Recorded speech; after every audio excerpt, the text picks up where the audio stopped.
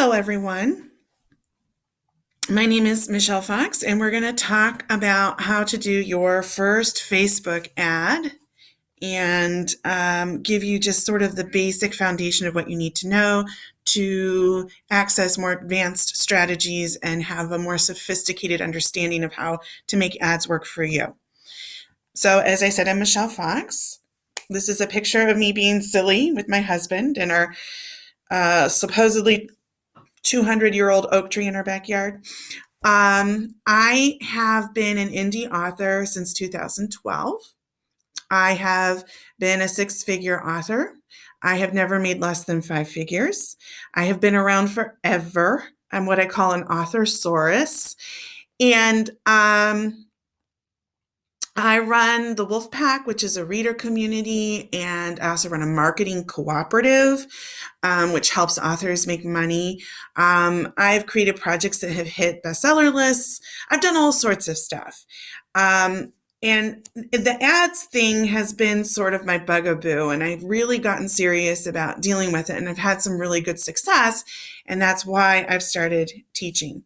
These are my dogs. So I have my black lab Comet, she's basically a crow. She steals everything. And then I have my chocolate lab Goober, who actually ate a rock on Saturday, we think, and had emergency surgery for a bowel obstruction. So he's pretty doped up right now. I don't think he'll interrupt us. And Comet's in the basement. Hopefully you won't hear any barking and there won't be any dog drama. But these are my bosses. These are the people who actually run the show in my home. So if you hear some dog stuff, please pardon me. I'm not in charge. So my ads background is, like I said, I'm a dinosaur. But I had problems with ads. I just couldn't get them to work for me for the longest time. And I took all the classes, and the classes were not getting me to where I wanted to be. And I noticed that there were other people who weren't doing well with ads in those classes too. The classes, it wasn't the case that I was the only failure on the planet when it came to ads. It seemed to me that some of us needed a different strategy, and that maybe the classes were not giving us the information we truly needed. So I failed a lot. For years, I flailed and I failed. And like I said, I took the classes and they didn't work. And so I finally kind of sat down and I thought, because I'm a dinosaur, I have one advantage that a lot of new authors don't, which is I know people like my books. Because back in the good old days, during the gold rush era of indie publishing, I could release a short story and make $10,000. And I had a fan base, and I had people who left great reviews for my books. So I knew that the problem probably wasn't my books. I knew the problem was really just the ad system. And that's what I think is so hard for newer authors who aren't used to this business. They don't yet have that feedback that validates that the book is not the problem. So sometimes when the ads don't work, they tend to get into a cycle of self-blame and self-recrimination, and they think it's them, they think it's their books. And there are cases where the book is so niche and the exact demographic you need is not really there in social media like you thought it would be. That does happen. And in that case, ads aren't quite as effective. But the reality is it's not generally your book. If you are here at Lawson Writers Academy, that means you care about craft, you care about quality. It means that you're someone who really wants to write a good book, and odds are you are writing really good books. So I don't think it's really the book. I think it's just that ads are really tricky little devils, and they can be a real PETA. So what I did is I kind of sat there and I went, I've taken all these classes. I know that my books don't suck. I know that they can sell. What is not in this laundry list of things that have been taught to me? And that was sort of my aha moment. And that was when I started doing a lot of deep diving into marketing, psychology, consumer behavior, and looking at what was persuasive when it comes to selling something. And that really was my most helpful discovery in this journey of failure. So I spent a long time on the dark underbelly of the iceberg here. I did. And my goal with this class and with this video is to kind of help you hack how long you're underwater. Like, I want you to spend less time underwater than I did, right? Because I spent years trying to figure this stuff out. And my issues were compounded too, because ads started being available before there were any classes or best practices. So nobody knew anything first starting out. And now you guys have all these wonderful classes available to you that can hack your learning curve and allow you to go faster. So I just want you to be aware, though, that there is that dark part of the iceberg. You're going to have to sort of work your way through that as fast as you can, as efficiently as you can, before you break through and find your success. I can't remove all of the downside. I can't remove all of the hard part, but I can make it faster, more effective, and make you more efficient. So what is possible? So I'm very much a realist. I feel like when it comes to social media marketing, there's a lot of gurus running around charging really insane prices, and then they pee on your leg and tell you that it's raining money. And I get a little cranky about that. So I'm a bit of a pragmatist. So before I start saying a bunch of realist stuff that might depress you, let me just reiterate that I have been able to bring in 5 figures in profit with ads. And I have some students who've had some good success with it.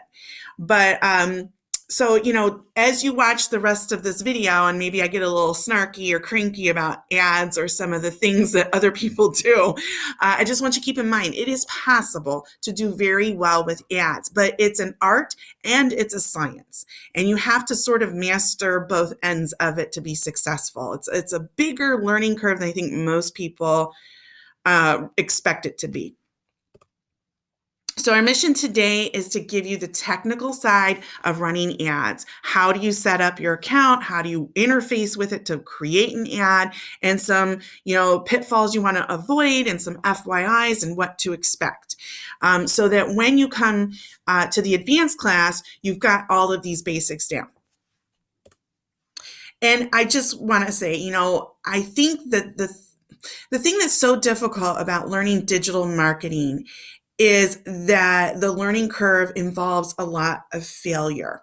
And you have to be really comfortable with failing, and you have to be really comfortable with not understanding everything all at once. This is a really complex topic. And I will tell you, I kind of look at it like nuggets. Like I would gather my gold nuggets over time and put them together. And so what I'm giving you in this video, and then in the more advanced class that I teach, I'm giving you my gold nuggets in a comprehensive structure. But there may be times when my gold nuggets don't connect for you. And that's normal. And I don't want you to give up. Okay. I want you to just kind of keep going anyways. Don't let things that you don't quite understand stop you, because they'll click into place as you get more experience and as you get more information. So sometimes for the way you learn or for where you are in your understanding of marketing, I might give you a nugget too early, but later on in the class, it'll make sense. As you get the full spectrum of information that I give, it'll make sense to you in that context. So just be comfortable with some uncertainty in your learning curve, and really understand you're going to fail. You are going to face plant at times with ads, especially in the beginning stages. And I can run ads and make 5 figures, but I still have ads that are duds. So it's not an insta success thing. It's kind of a tricky little thing that you have to work with. Okay. So don't give up just because it's not working the way you wanted it to, as fast as you wanted it to. So we want to talk about onion layers of learning. I grabbed this image from a blog talking about AI. And I think talking about AI is really good because, first of all, AI is the future. Whether we want it to be or not, whether we think AI is all that great, I don't think that the coding is as good as they think it is. It doesn't matter. They're going to do it to us anyways.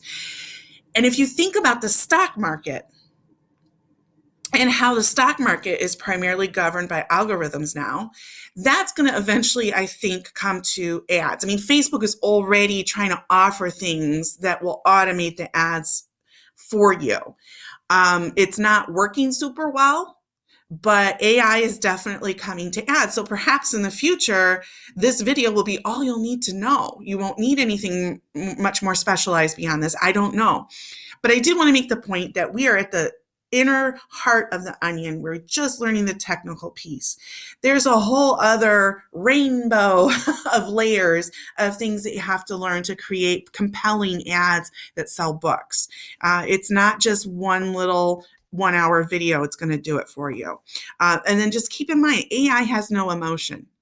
AI just goes, did it work? Yes or no? If no, try next test. And so if you adopt that mindset, you'll be very successful with ads. Just take all the emotion out of it. Don't let failure with ads make you feel like it's your books, like it's you. Don't internalize failure.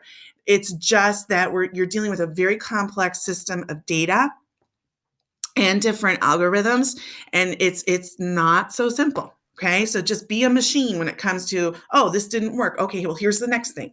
Okay. So there's a laundry list or a shopping list of things that you need to run your very first Facebook ad. You're going to need a Facebook page. It's very easy to set that up, so I'm not going to get into it. And there's lots of freely available, reliable, legitimate information that will help you if you need help.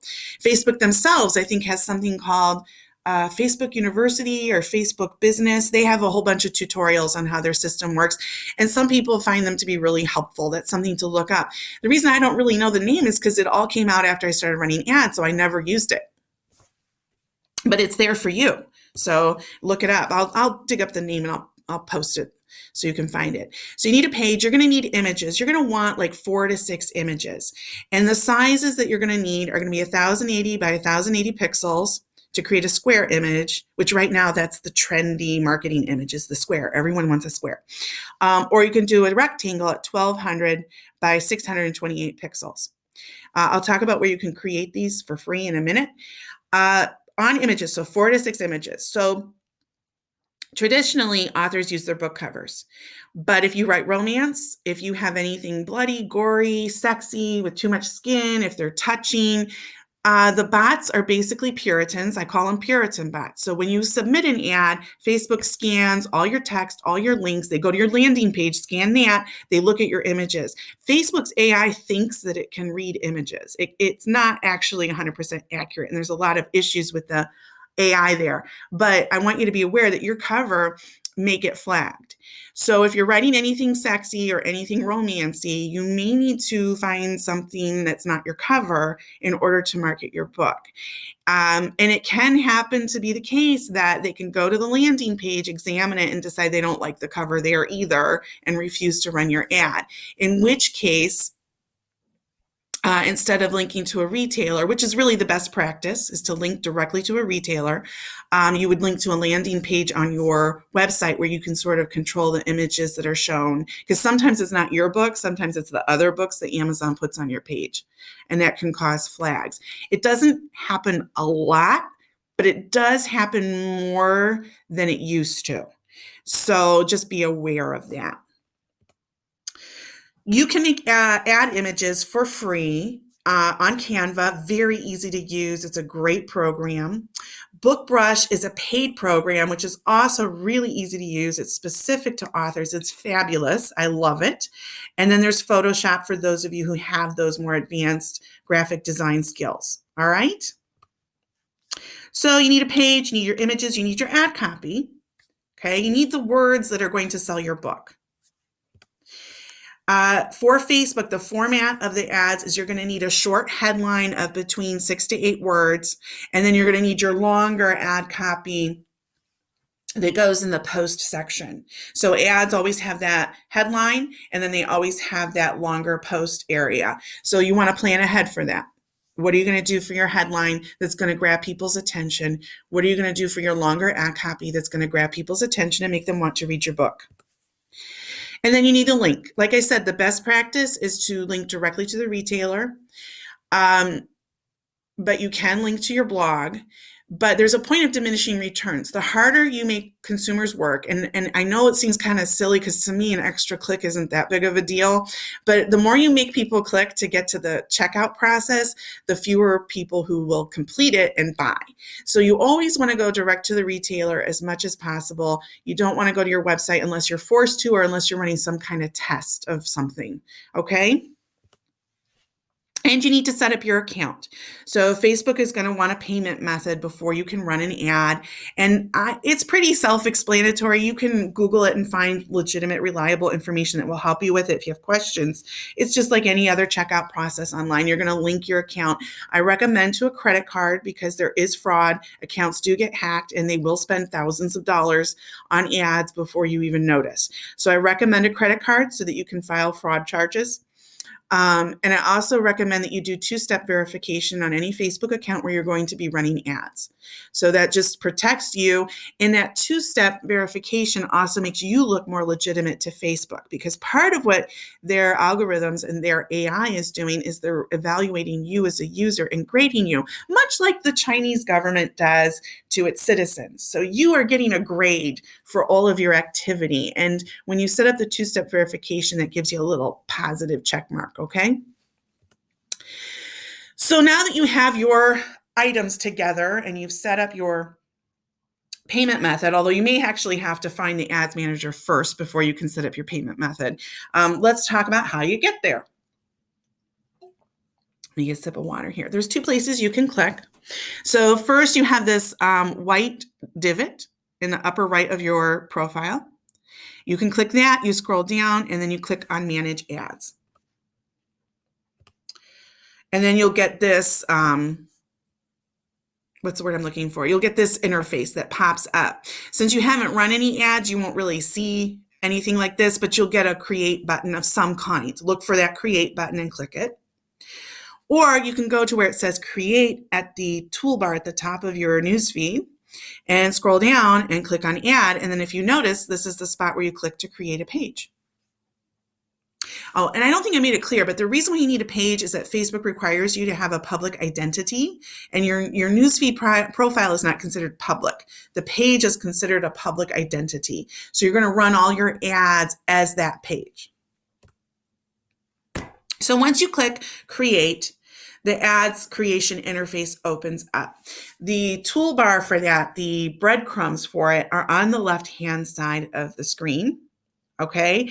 And Facebook breaks ad creation into three distinct steps. So first is the campaign level.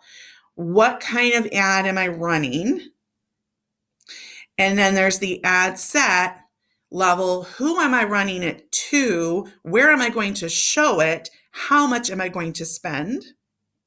And then there's the ad level, which is here are my images, my ad copy, and my links that I want you to spend my money to show it to these people in these places for this objective. So you can navigate within the breadcrumbs here on the left-hand side. So if you forget something, I do forget something, you can go back and then return to where you were and everything should save. Always double check that, but it should. Facebook has a weird naming convention, in my opinion. They want you to name your ad at the campaign level, at the ad set level, and at the ad level. So you have to name the same ad campaign 3 times. So I think I'll probably mention this again, but you want to have a naming convention that makes sense to you. You want it to have some kind of shorthand for exactly what the ad is for. You want to be able to tell what book you ran an ad for, to what country, to what interest. And sometimes I'll even put like the month and the year there because their ads interface is funky. It doesn't organize things in a logical manner in my experience. So just have a naming convention, and I personally just make it the same all the way through. I don't know of any, I can't think of any reason why you'd want it to be different at different places in the ad. So you're going to start at the campaign level. And it's hard to fit everything into one screen. But on this screen, we have it. You see your little breadcrumb trail here, your checklist of things you have to do to create the ad. And then here is our campaign level. So for a beginner, for your first ad, you're always going to run a traffic ad. That's always going to be your objective, period. However, I encourage you to learn about the other objective. So as you notice here, we have those little blue eyes, the blue circles with the eye in the middle. That means you can hover over it or click it and learn more about what that objective does. And I encourage you to research all of the objectives, because you're not just an author, you're a digital marketer, and part of being a professional is that you know the places where you advertise, like you know this stuff, right? So slowly over time, make sure you understand what all of these options are. But for a beginner, we only care about traffic. Then as you scroll down, so we're scrolling from top to bottom, so you picked your objective. Oh, by the way, before I forget, you are not a special ad category, so you leave that blank, okay? Then you scroll down from top to bottom. You're going to name it. See where it says traffic here? You need to name your campaign. So this is where you'd put your naming convention in. You're not going to do split test, and you are not going to do campaign budget optimization. Split test you might want to research and learn about. CBO, as it's commonly called, really is not going to affect you, but you may see a lot of people running around panicking about it. No, don't worry about it. It's fine. Some people like to put 500 ads in one campaign and test. Like, so it used to be that you could have like an ad running for one book, and then you could just run ad set after ad set after ad set after ad set with different creatives, different targets, all in one campaign. But CBO now says, well, great. When you do that, we're going to arbitrarily sort of pick your winners for you and not spend any money. So it becomes really difficult to test what you're doing with CBO. And the way that you just opt out of that mess, because the AI is not super reliable yet for CBO, is you just do one ad for each campaign. And so let's say you wanted to do an ad set for the US and for the UK and for Australia. In the past, you might have put it all in the same campaign, but now you're going to create separate campaigns for each one to avoid issues with the CBO algorithm. Okay, so you don't need to worry about it. Just understand that Facebook is attempting to tell you that we can spend your ad budget better than you can, but maybe you really wanted them to run stuff in the UK and Australia so that you could test those markets. And instead they go, well, your winner's in the US, so all the money will go to US. Well, that doesn't help you figure out what's working or not working in Australia or the UK. Does that make sense? The good news is you don't have to worry about it. So now once you click continue here, it's going to take you to the ad set portion. So now we're saying, here's the people we want. Here's where we want them to see us. Here's how much we want to spend. Okay, so we're into that portion of the ad, and they want you to name it again. You're not touching traffic. It defaults to website. Dynamic creative, you're not touching, although some people have had really good experiences with it. So I encourage you to research it and learn about it. Offer, I don't think anybody really uses that. Okay. And then you're going to scroll down, and you cannot choose custom audiences at this juncture. Custom audiences are things like uploading your newsletter email list so that you can create what are called lookalike audiences, or that you can run ads directly to your newsletter list. You cannot do custom audiences unless and until you set up the business manager. The business manager is not available to you until you run a paid ad. So what has happened here is you have a personal ad account, which is what you're in right now. We're doing an ad in your personal ad account because for your very first ad, that is the only option available to you. And then in the future, you can have a business manager account. I don't see why Facebook did that. I don't see any huge benefit to it. It's just a little more bureaucracy for users. It's just more work for us to do, to jump through a couple more hoops to set up another account. But it came out of all of the data mining scandals and the political scandals from the 2016 presidential election. And Facebook has decided that the business manager account is somehow improving that. So it's not hard to set up. It can be glitchy. After you run your first ad campaign and you pay for it, you can then go set it up. You should set it up. You don't have to use it. Facebook doesn't take away your personal ad account.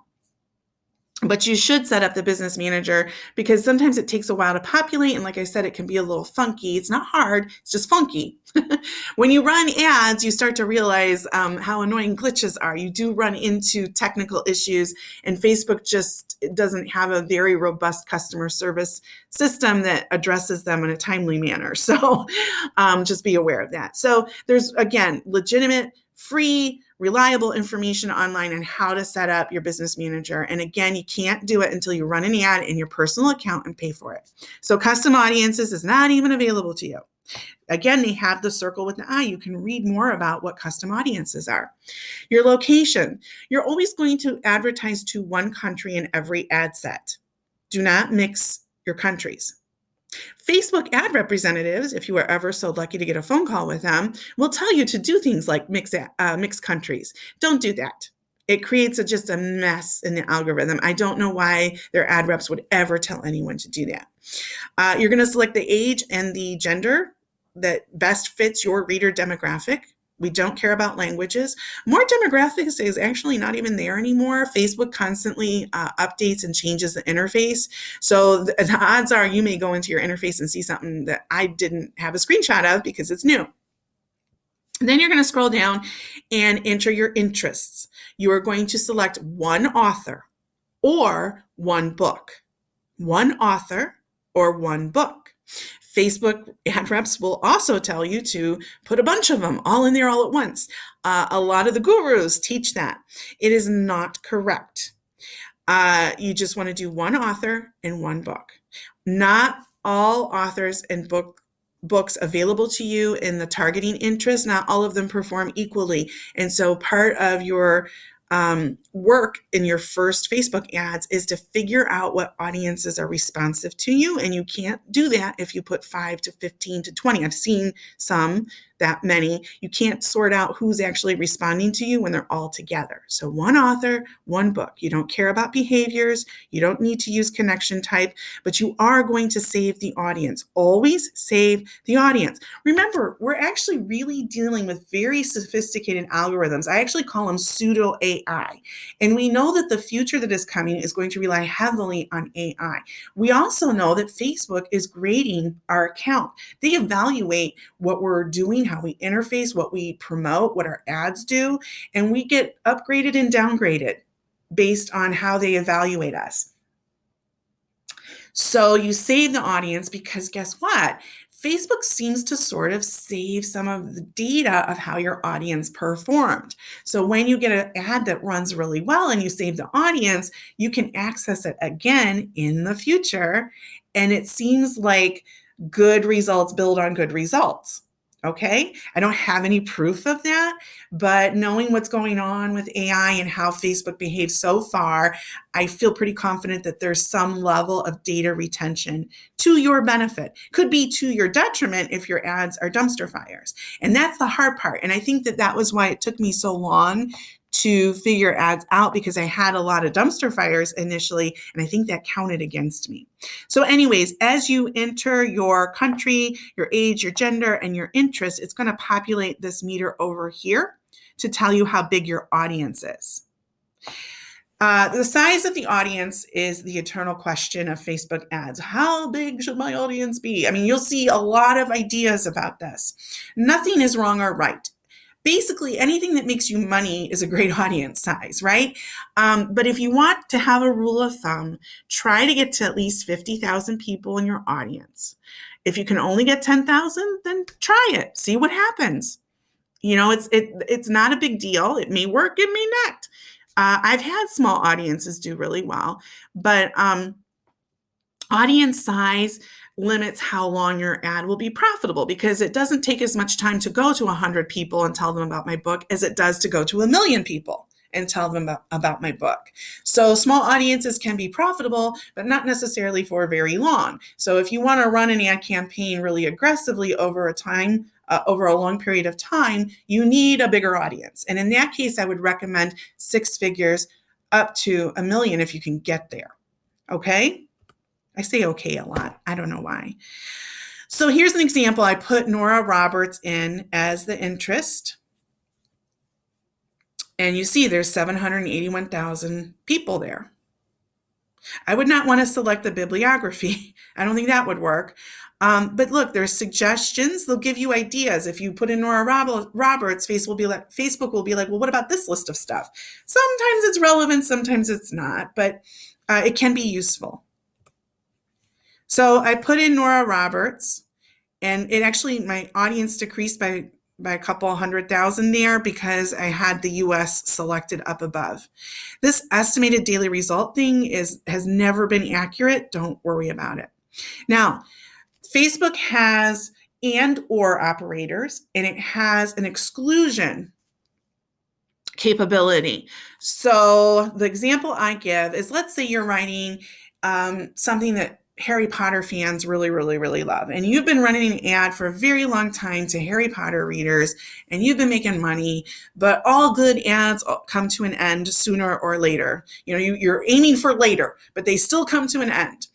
And so you're like, well, what do I do? What do I do? What's next? What's next? What's next? What other books, if they like Harry Potter, what other potential books might these people, my ideal reader, be interested in? Oh, well, how about the Percy Jackson series? Okay, but there's probably a lot of overlap between Harry Potter and Percy Jackson readers. They've probably read all of those, right? And you don't want to repeat your ad to the same people, the same audience pool that's already not responding to it anymore, right? So you can do an exclusion. You can say Percy Jackson, but not Harry Potter. And then you can see if the audience is big enough. And if it is, great, run the ads. If it's not, well, look for another book. Look for another pool of readers.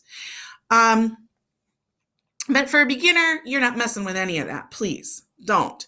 Just one author, one book, done. All right? Don't get too fancy. You can do all this exclusion stuff later when you have more experience. So, here, and I did this too. You can also do and must also match. So let's say you want to do Nora Roberts, but there's a particular series of hers that you want to target. You could maybe put that series title in there and see if it comes up. You can also exclude your newsletter list. It's not in this particular section, but you can exclude it. I think it's up more by custom audiences. All right, so once you save the audience, once you click that box, like I told you, to save your audience, when you go into creating an ad next time, you can go over here and click on Use Saved Audience.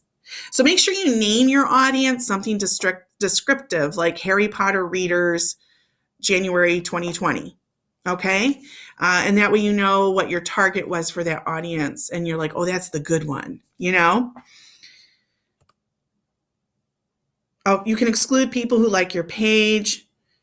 This stuff's all fancy pants. Don't worry about it, but it's there. You should know what it is. You should know all of the bells and whistles in the interface. Again, you have the circle with the eye. Go through and read all that stuff. Poke at Facebook, okay?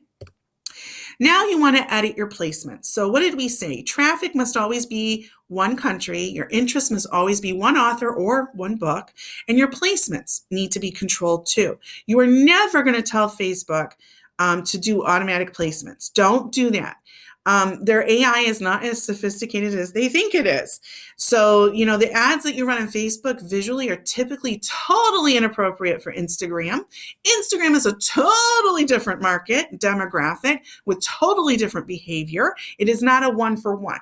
What works on Facebook is not what works on Instagram. So you're going to deselect Instagram. You're going to deselect Audience Network. For a beginner, you're going to deselect Messenger. As you gain more experience, you might do Audience Network and Messenger, but never Instagram. You never mix Facebook and Instagram. Instagram is a separate ad campaign. All right. So you're going to say, I only want to show it on Facebook. And then you're going to scroll down and it's going to tell you where it'll show on Facebook. And you want to select, I don't think I have a screenshot of it, but it's here where it says feeds. And I'm going to get that toolbar coming up, but there'll be a whole list. And you want to just select desktop. You only want your ad to show on desktop. You want to, or mobile, but you can deselect everything else. I think desktop and mobile are the same. They might be separate options now.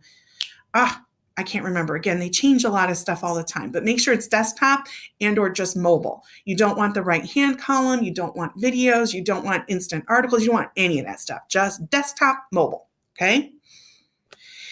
Your budget. Scrolling down, your budget, how much are you going to spend? As little as possible. Okay. In the beginner phase, your first Facebook ad, don't spend a lot of money because you don't know what's going to work. You don't know what audiences are going to work. You just need to test, and you want to test as inexpensively as possible. There's a lot of information out there that will tell you need to spend way more money to test. No, you do not. You do not. The nice thing about being an author is that people who like books are interested in books. So we don't have the same level of resistance to making a sale that other products may experience. And we're also a relatively inexpensive product. We are not asking people to spend $100. We're asking them at most to spend $5, $8 at most. So we don't have to spend the same level of budget as people selling higher ticket items. So input $1 and see if Facebook will take it. If they won't, put in 2, then 3, then 4, then 5. Try not to spend more than $5. If you're overseas, sometimes, like I know in the UK, they've told me they're not allowed to run an ad for lower than £5, just FYI. So you may run into some limits. And Facebook also will maybe sometimes limit the opportunities of what you're allowed to spend as a new account, because I know I'm doing stuff that newer accounts say they're having problems with. So I don't know if I'm grandfathered in or if it's just sort of a privilege of all the data that they have on me that they think I'm worth allowing that. I don't know.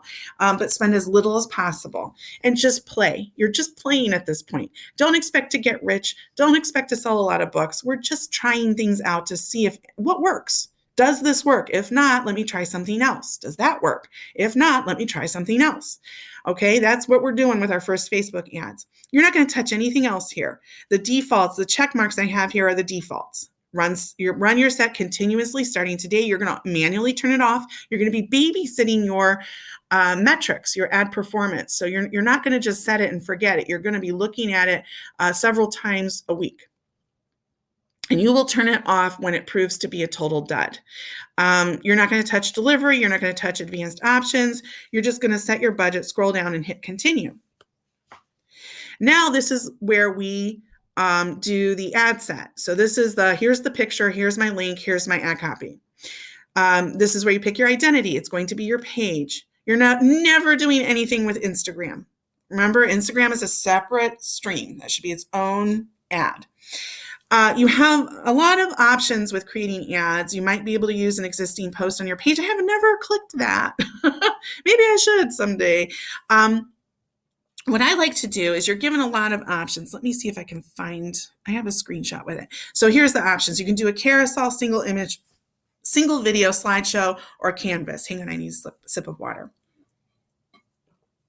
You're only going to do single image. Carousel is really dodgy.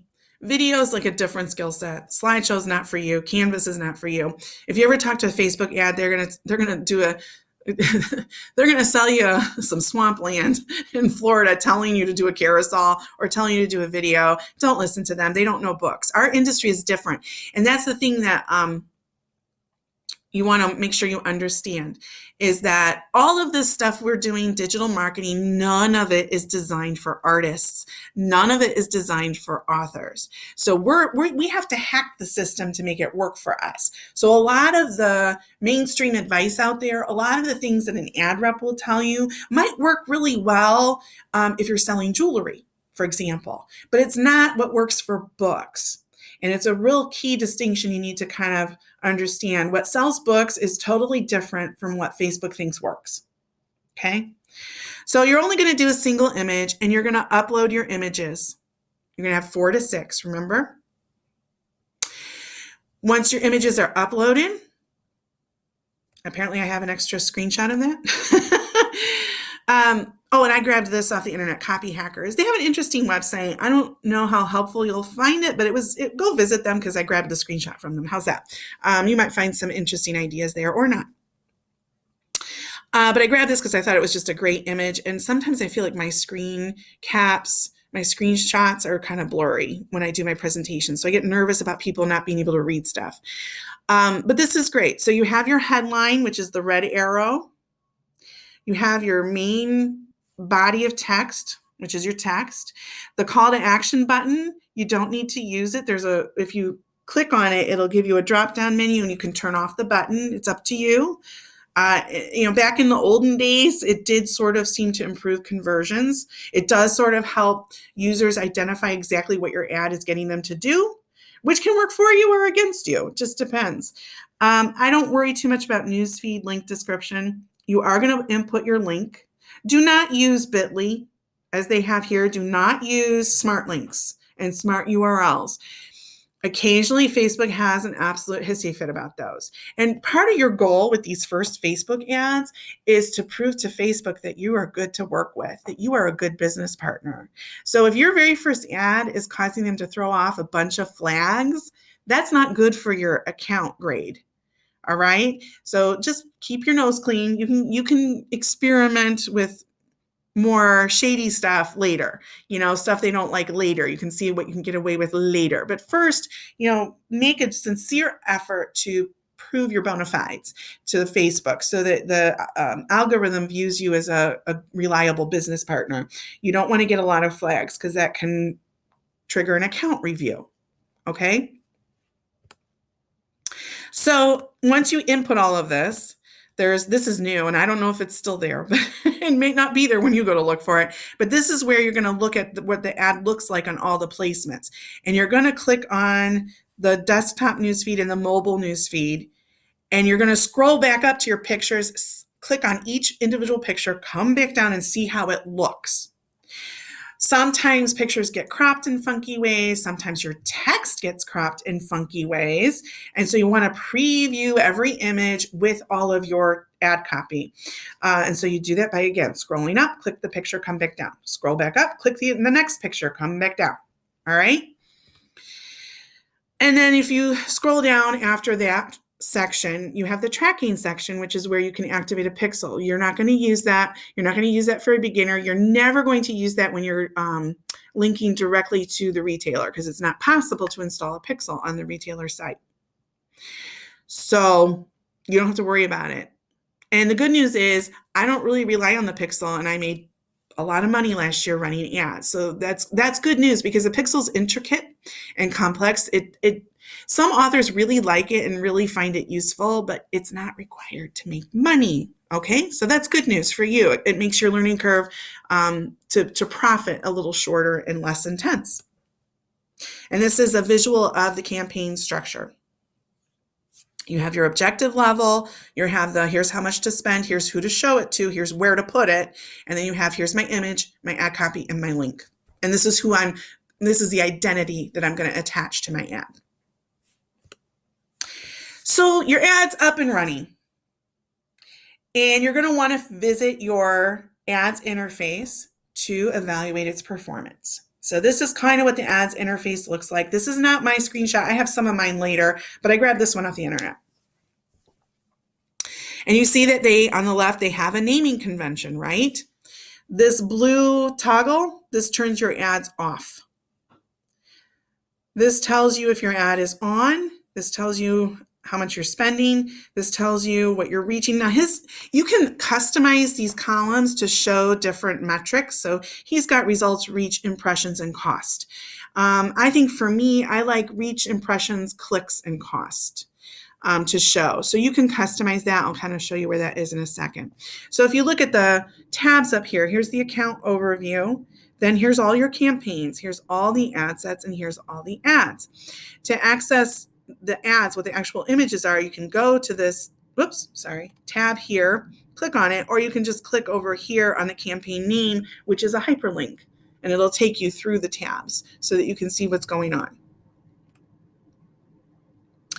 There is a metric called unique link click and link clicks. What's the difference? Unique link clicks are just one user. Link clicks are my 2-year-old got my phone and clicked this 50 times. So you can get a bit of a discrepancy between the two. It's typically not too big, but just be aware that that's what that is. And if you really care about knowing unique user link clicks, then you want to get this metric showing up. Frequency is how often your ad is being shown to the same people. There's a lot of different schools of thoughts on frequency. There's this idea that high frequency translates into lower clicks, lower conversions, lower sales. Uh, sometimes I feel like I notice that, and sometimes I feel like it's not really applying.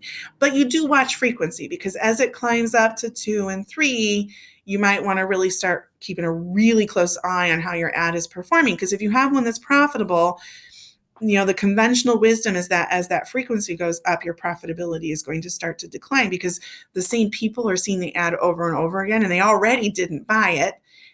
So there must be something about the ad that's not working for them.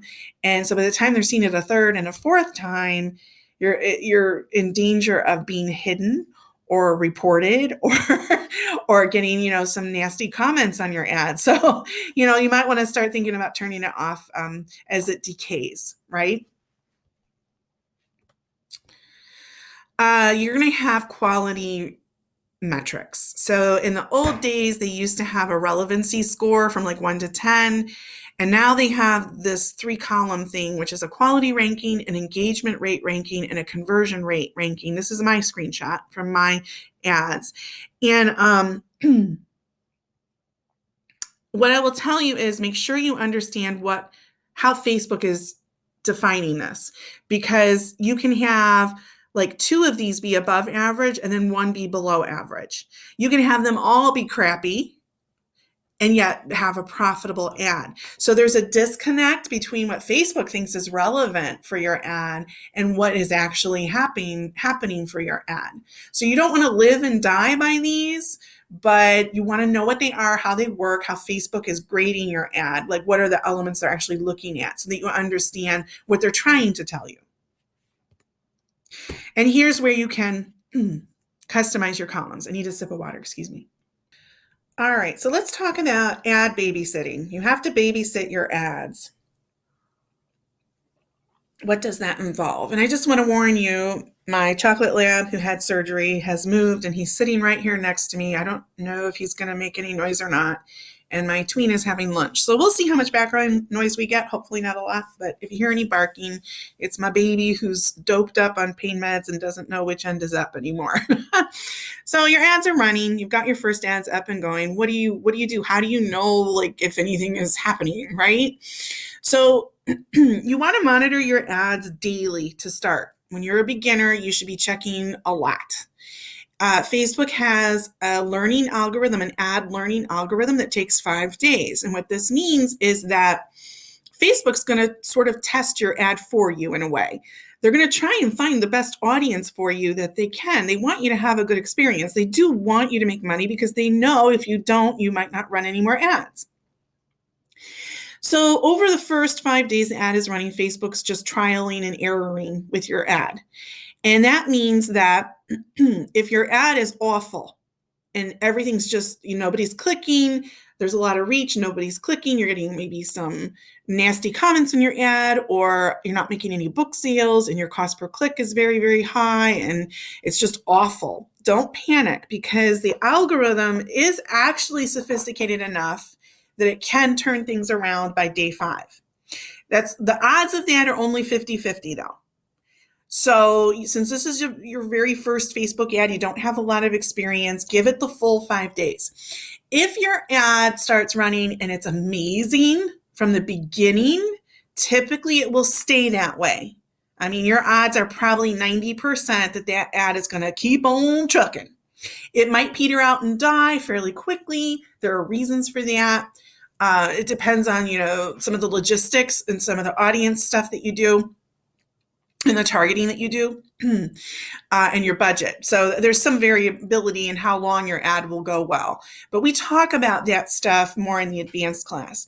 You're going to want to watch, when you're doing your daily checks, you're going to watch how many people you're reaching, how many people are clicking, how much is it costing you, what's the click-through rate, how often is the ad being shown. And in the beginning, the frequency won't be very high, and you're going to evaluate your quality metrics.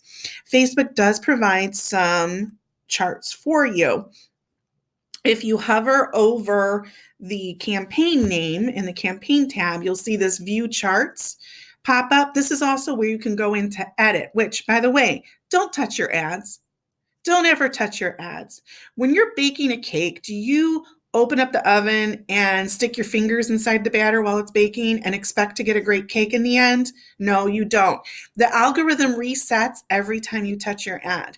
So the only thing you want to ever edit in your ad is to increase or decrease your budget. That's it. You never touch anything else. You don't go in and change the link. It's better to just start the ad over. Because if your ad's in a beautiful groove and it's going great, when you do that editing, it triggers another review and it totally changes the groove the algorithm's in, and it can destroy your ad. So never edit, just change your budget. That's it. But here's where you can view your charts, and then the charts look something like this. It tells me my reach, my cost per result, and my result rate. Now, this is one of my screenshots. Do not be alarmed at that $4.21 cost per result. This was a test I did. This was a total experiment that I designed, and don't pay attention to any of these results.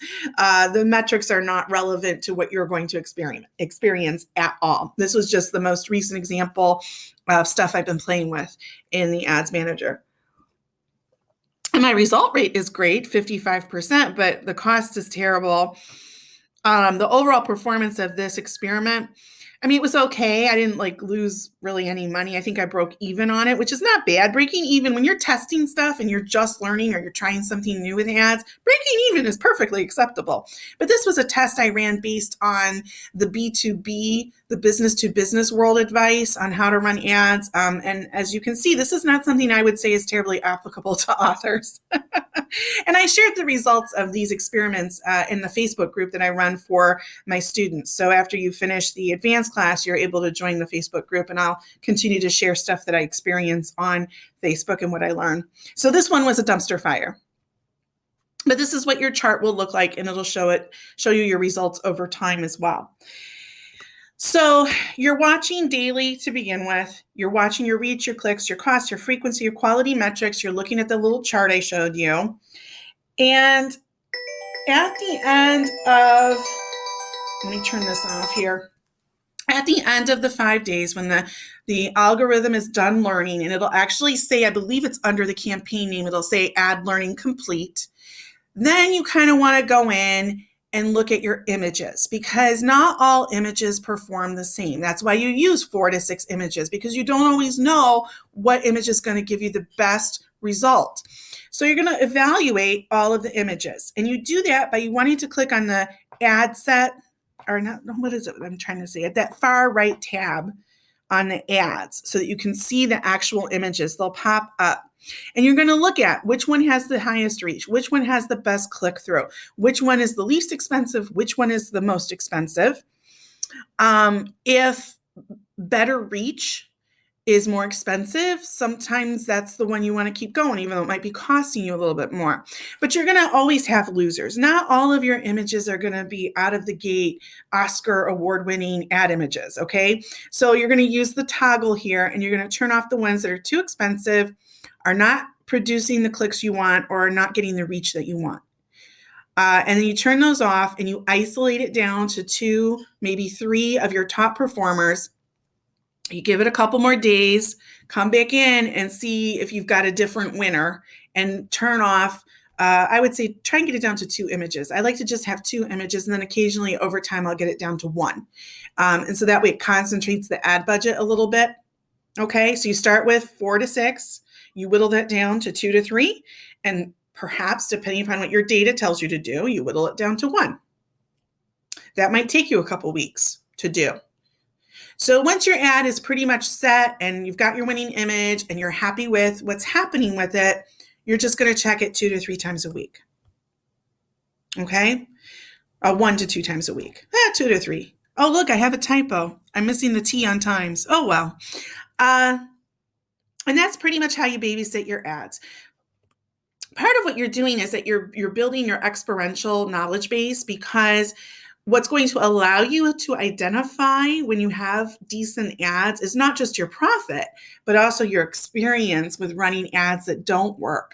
So you're building up that pattern recognition of, I've seen this pattern in the data before. This is good. This is bad. Oh, this might actually present an opportunity? What if I tweaked it this way? And so that's how you're going to gain experience and distill down to what actually will make money for you. At this stage, breaking even is fantastic. If you're a beginner, if you make a profit, that's fantastic. But more likely, you're probably going to lose a little bit of money, which is why you want to keep your ad spend really low. And everyone always wants to know what's a good ad. They want numbers. They want a parameter.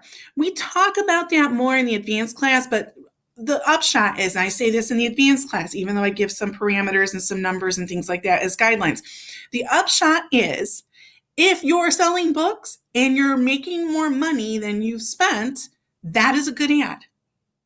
What you want to do, though, is eventually get to the point where you have an ad that makes a lot more money than what you're spending.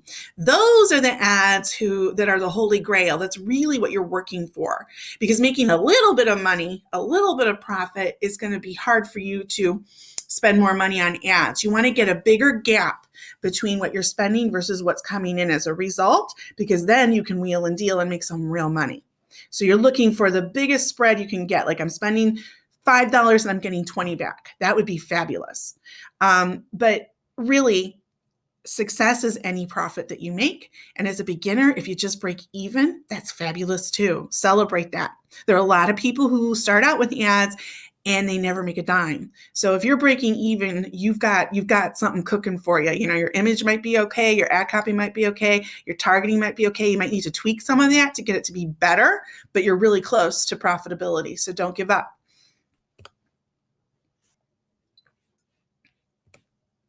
So the biggest beginner mistakes are too many countries, too many interests, and too many placements.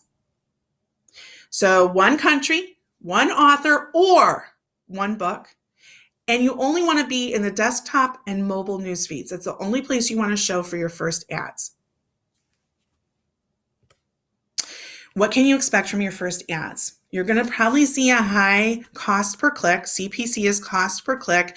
CTR is click-through rate. So CPC and CTR, you'll see those a lot. You're going to typically see relatively poor sales. Not always, but typically this is the general experience. And what this means is that there's something wrong with your image, your ad copy, or your targeting. And it'll take you a while to sort out what's going to work. So this is all very normal. It's not as simple as it seems, because selecting images is an art unto itself. That's something that we spend a lot of time on in the advanced class.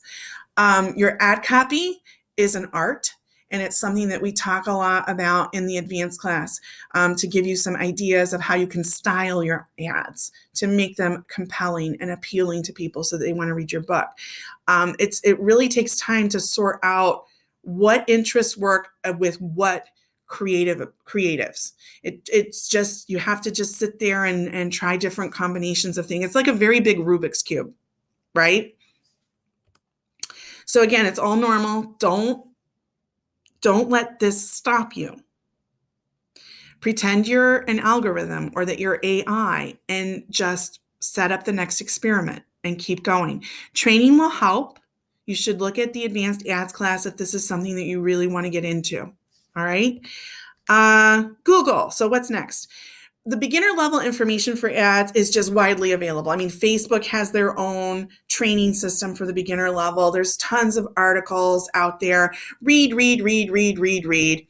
Verify everything. Don't run off and just do anything you've seen mentioned, because sometimes that can get you into trouble. But the beginner level, yes, there's absolutely tons of information. The problem you're going to run into is, unless your question is very simple, when it gets into like sales tactics and sales strategies, what you're going to find is that a lot of that information is for people selling shoes and purses and jewelry and stained glass and dishes, and it's not really applicable to the arts.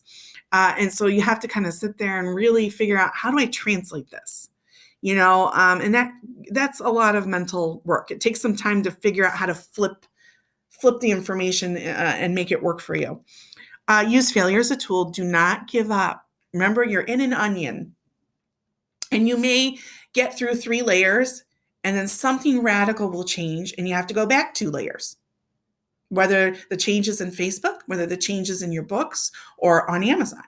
And you may have to find that you take 4 steps forward and 2 steps back, and that you get 10 steps forward and suddenly you're back to the beginning again. So it's a cyclical layered onion. So don't let failure stop you. And then get training. All right, so if you haven't signed up for the Profitable Facebook Ads class, you should, because we're going to go more in depth on how to make your ads compelling and effective, and so that they will sell books for you. And that's at Lawson Writers Academy. And I'm offering the class, I think, maybe twice a year right now. So, and then what we do with the class is once the class is over, I have a Facebook group for students. And so we all go into the Facebook group and we share, I tell you what the results of my experiments are. We also are doing some little challenges for ads and stuff to kind of keep people motivated and to keep them working through the failure, so that they gain the experience they need to finally get that ad that makes them money. So that's an added bonus and benefit of taking the class at Lawson Writers Academy. I always want to put the possessive on Lawson. So I hope you found this helpful. And I'm going to send you a checklist that goes along with this video. So you have just a little checklist of all the things you need for your ad.